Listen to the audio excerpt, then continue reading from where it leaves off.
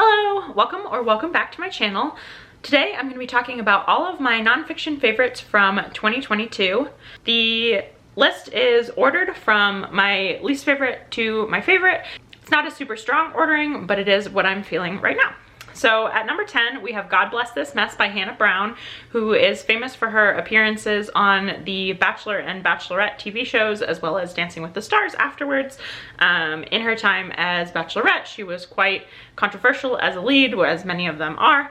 And this story goes through her time both on the show, and then also I believe it starts a little before she joins the Bachelor Nation, Bachelorette show, and then continues on after she is off of the show and what her life looks like after that. And it was really interesting hearing all the behind the scenes, behind the show, if you like the show. But also I just thought it was really well written. And it does a really good job describing what it's like being a girl in your early 20s and the pressures of society that she experienced as someone who is in the spotlight. And then I also thought, so obviously with the title God Bless This Mess, it is rather religious, and I didn't think that, for me as someone who is not religious, I didn't find that part to be overpowering. I thought it was part of her story, as it's part of her belief system, but it wasn't the only part of the story, and I got a lot out of reading it, even as someone who is not religious. Number 9 on my list is March Book 1, which is written by John Lewis and Andrew Aydin, and then is illustrated by Nate Powell. So this is a graphic novel, and it is part of a series. I have yet to finish the series, but I am definitely interested in doing so.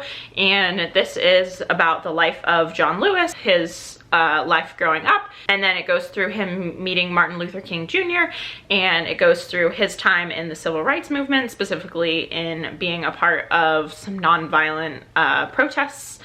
And I thought it was a really insightful look at that time in history and the effects that the Jim Crow laws and other things had on our society and on Black people and their experiences in America. Number 8 on my list is the first one that I would say is a very popular book. I think God Bless This Mess and March are still pretty popular books, but one that has been making the rounds lately is Crying in H-Mart by Michelle Zauner, and this is a very poignant memoir about a young woman who is 25, Michelle Zauner, and this memoir follows her journey taking care of her mother and reflecting on her time as an Asian American, and specifically how food and maintaining her culture and spending time in Seoul with her grandmother, how that time has affected her. And it was really interesting learning more about her culture and her history and the things that she went through and experienced as an Asian American growing up as one of the few Asian Americans in her neighborhood and her school, but then also just in general in America. And then it also goes through her experiences with taking care of her mother during her time having cancer, which is obviously a really challenging read and really sad, but she does a very interesting and good job balancing the positive and the negative of, you know, her relationship with her mother is complex, and there's a lot of positives and a lot of things that she loves about her mother and her time with her, but there's also a lot of things that are challenging about the time that she spent with her mother, and she does a really good job of talking about both of those things and not seeing everything through rose-colored glasses, but also not seeing everything as doom and gloom. She talks about the good times that they had together and the positive experiences in addition to the negative ones, and overall this is just a really well-written book. And then at number 7, I have Big Friendship by Aminatou and Anne Friedman.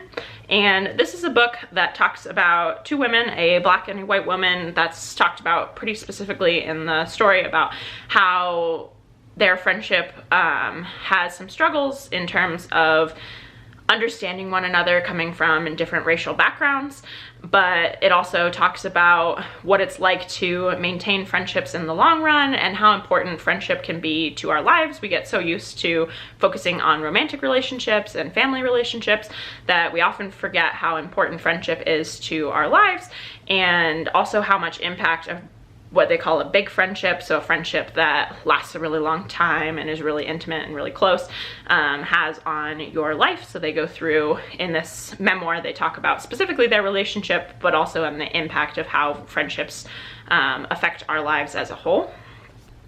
Hello, editing Megan here, I realized that I completely skipped book number 6. So book number 6 is The Invisible Kingdom by Meghan O'Rourke. And this is a really compelling, really interesting book about the impact of autoimmune diseases and other invisible illnesses on people and the treatment that they receive by society and specifically doctors and the medical community. And this book is specifically really meaningful to me because I have an illness known as myalgic encephalomyelitis or chronic fatigue syndrome, which falls into this category of diseases. And although I have been very lucky and have been able to receive care from some wonderful individuals who understand and support my condition, I have a ton of friends who have the same condition or similar conditions and have seen how they've been treated by the medical community. It was really interesting to read a more complete view about this in this book, and I think it's definitely one that is a really important read. It really teaches a lot about something that is not often talked about by society. And then coming in at number 5, we have another very popular one, and that is Know My Name by Chanel Miller. And this is a book about the Stanford rape case where Brock Turner is only given 6 months sentencing for sexually assaulting Chanel Miller, who was Jane Doe in, I forget if it was Jane Doe, but she was essentially Emily Doe? Emily Doe. I think she was Emily Doe. But she was essentially given like a nondescript name in the story when the case was going on, and then she comes through and is like, this is my name, this is my story, this is what I have to say. And the way that she writes is really eloquent, it's really profound. And she has so much to say about her experiences and how they affect her, and it is so powerful and so extraordinary to see how she grows from this circumstance, but it is also so impactful to see just how much this experience impacts not just a small facet of her life, but everything, her work and her life experiences and her relationship, and how sexual assault is this huge thing that impacts every aspect of your life, her relationship with her parents, her relationship with her sister, her ability to spend time in her hometown. These things are all impacted by her experience, and her telling this story is really meaningful and really, I think, provides a great voice for all sexual assault survivors out there. And then the other one on my list that is also relatively popular out right now is Atomic Habits by James Clear, which comes in at number 4. And this one is a book that at first I wasn't like really blown away with when I read it, and especially because of all the hype, I was like, oh, I don't know why this book is so popular. Like, it's pretty good, but I, don't really see what the hype is. And then afterwards, I just like kept thinking about it, and I ended up rereading it, and I want to reread it again, and I got myself a copy, which is unusual for me unless I see a book in like the library sale and it's 10 cents. I usually don't buy books, I just rent them from the library or get them on audiobook or something like that. So for me to like want a book physically is a big deal, and I feel like there's a lot of really interesting insights into the psyche of humanity and like how we as humans function.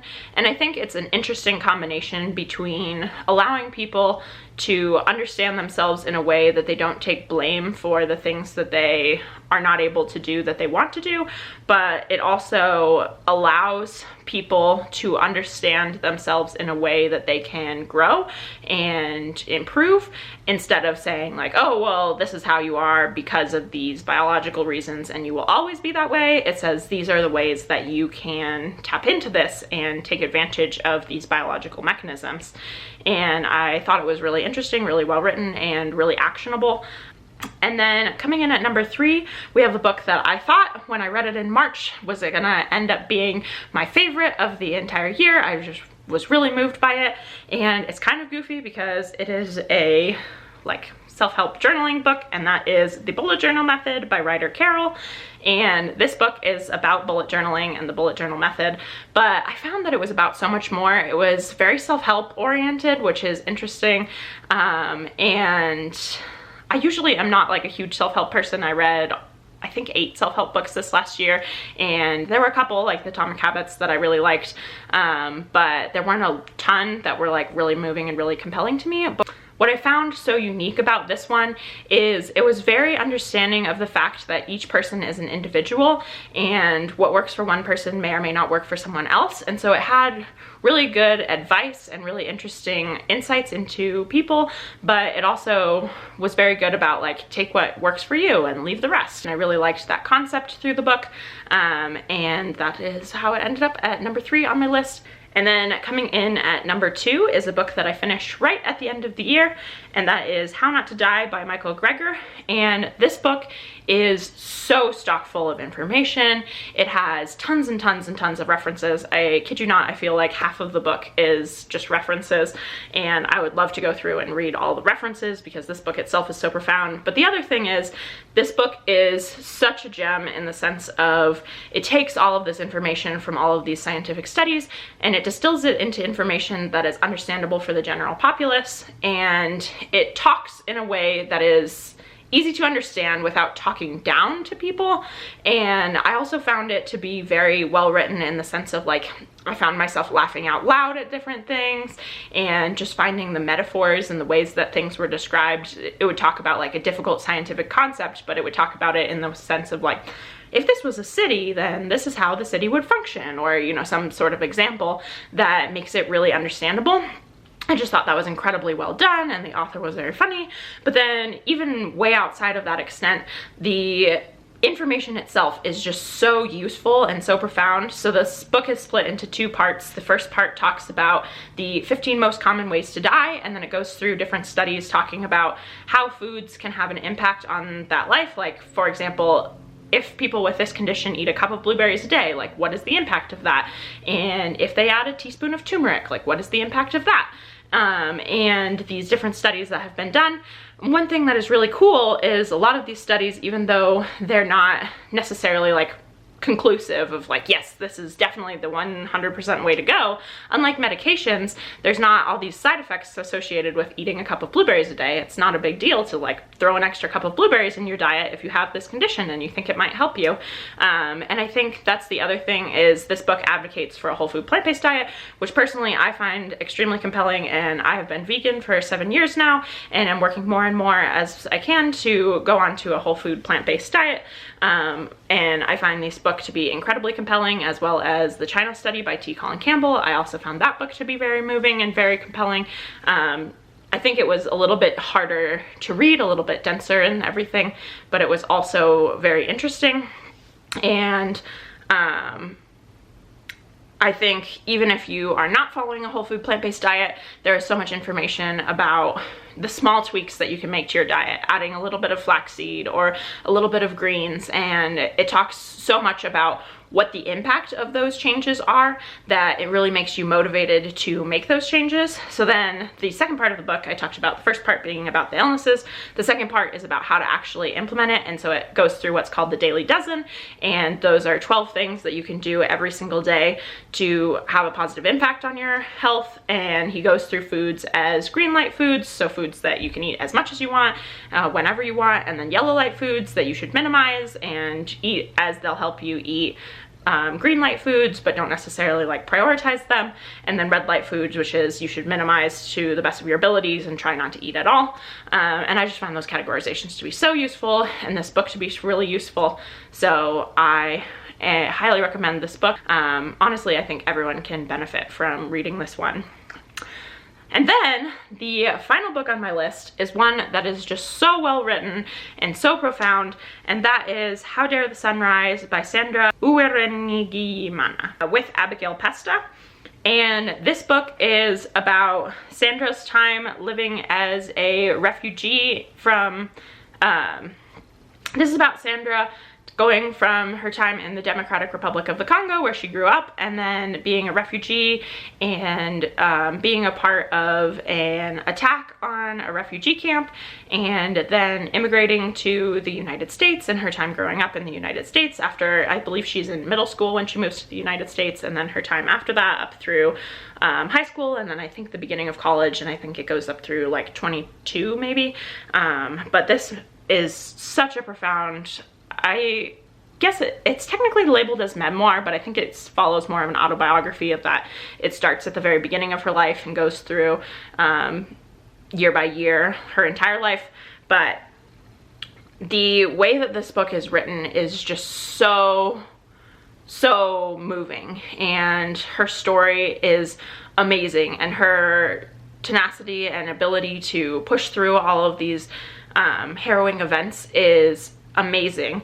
And I think it makes you realize what everyone else is going through, and also how much like you as a person can help and support refugees and people in other countries and people going through things that I, as someone who from a relatively privileged background, like can't even imagine. And it really moved me to hear her story and made me want to do more and get involved in helping people from different backgrounds. And then also what I can do just in the day-to-day in terms of like being polite to people and being kind and giving a helping hand when I can, and donating my time and donating my money. And I think this book just really made me feel for people in these situations, and also made me feel grateful for the things that I have in my life that other people are not as fortunate to have. And I hope that one day everyone will be able to have, you know, the basics of their needs and not be afraid for their lives. So this book I thought was extremely moving, very profound, and I think between my fiction favorites and nonfiction favorites of the entire year, this is like my all-time favorite book of the year and one of my favorites of all time. I thought it was extremely well written and very profound, and I am so happy to have read it. I would love to hear what your favorite books of the year were. Feel free to comment them down below so I can add them to my TBR. Thank you so very much for watching, and I hope you have a wonderful day. Goodbye!